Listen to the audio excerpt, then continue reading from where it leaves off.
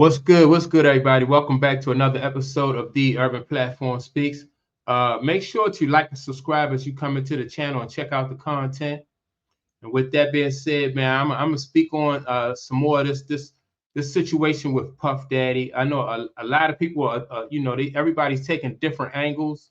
And one of the angles that I want to talk about is Puff Daddy. He lived like a gangster, right? And so you have, as Puff Daddy have to know that when you live like a gangster, then these are the kind of results that that come from that.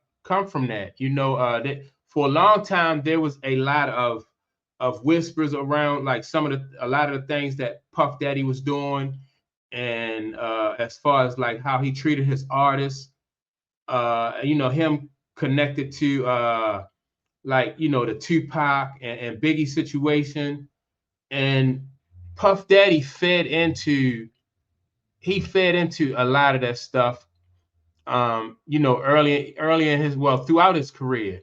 And so when you feed into those kind of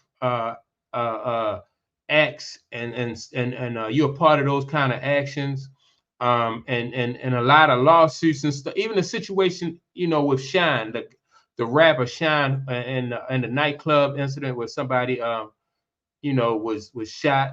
And one time, Puff Daddy had a situation over in DC where some people got trampled. So throughout his entire career, Puff Daddy has been connected to like a lot of drama and cases like that. And so after a while, you can only brush so much of this stuff under the rug. And Puff Daddy had a 30-year run. And I think what it really came down to is that the powers that be, people over top of Puff Daddy's head, was really just tired of his public image. He Puff Daddy hadn't made any, he had made any significant music to speak of in a minute. He haven't had any artists, he wasn't promoting any artists of any significance in a while.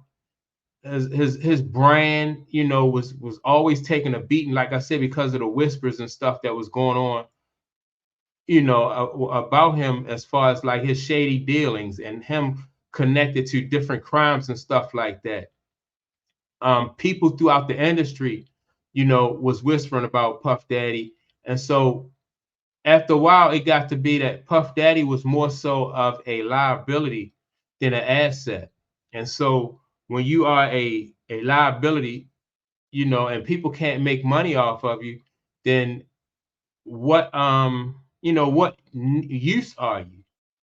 He's steady running around acting like he's a gangster, and then he's not bringing any money in. So he's more of a liability. Like early in his career, when he had all of his artists, he had different groups and stuff performing. He was making a lot of money for a lot of people.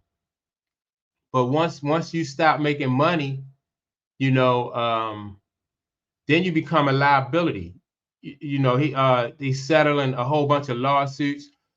He settled a lawsuit with Cassie. There were a few other lawsuits that he settled before Cassidy that really didn't get the notoriety that the lawsuit with Cassie got. But he had to, he settled all those lawsuits. So if you're connected to his brand, you really couldn't make any money with him. You know what I mean? Like those like the liquor company Ciroc, the clothing label, like, they really couldn't make any money off him because his image was just constantly under attack because of the way he was leaning into that gangster persona, that gangster, that image of a gangster.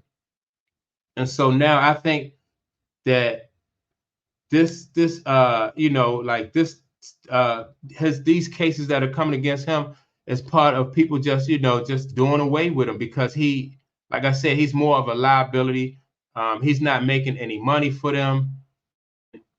He should have seen this coming. He should have seen this coming. um, he had plenty of time, plenty of opportunity to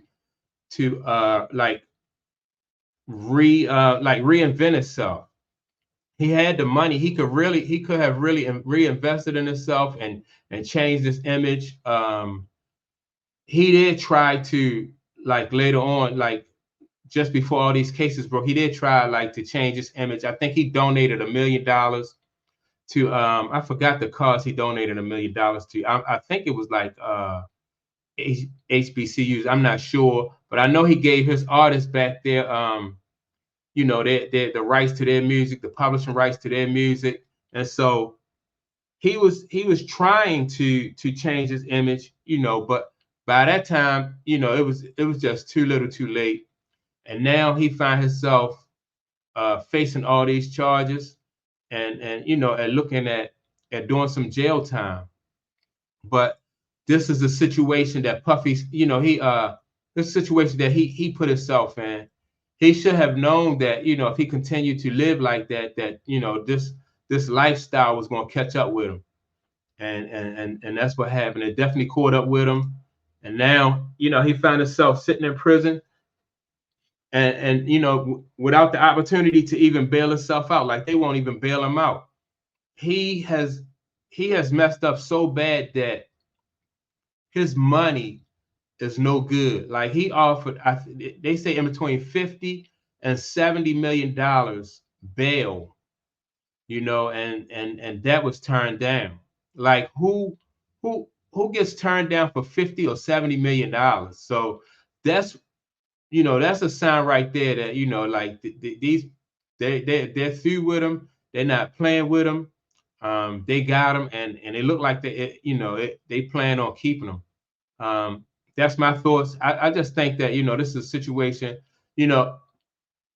Besides all the salacious things that come along with like some of the acts that he did and some of the things that he was involved in, I think that this case is just it should be a lesson to people coming up in the business. Like, you have to, even though you have money and you have so-called power, you have to be careful how you treat people. You know what I mean? Even especially people, well, even people who you have authority over, or people who you have more money and more power over, because if they continue to chirp and make noise about the situation, then the powers that be, they can use that, as leverage or as an excuse to get you out of the way. And I believe that's the situation that Puff Daddy finds himself in. They he just got tired. People just got tired of his image altogether. And so now he getting ready to pay the price. But that's my take on it. Like I said, I'm definitely going to follow this case. I was hoping, and somebody told me that federal cases are not televised. I was hoping that they was going to televise it, but either way, I'll be able to follow this case. But yeah, that's my take on it. Let me know what you think about the Puff Daddy situation. Let me know if you think that like Puff Daddy set himself up. Puff Daddy, he didn't really have to he didn't really have to do the things that he did, as far as take advantage of people. He destroyed people's careers. He just did a lot of things that he didn't really have to do, and now is coming back to haunt him. With that being said, make sure to like and subscribe, and I will check you all out on the next video.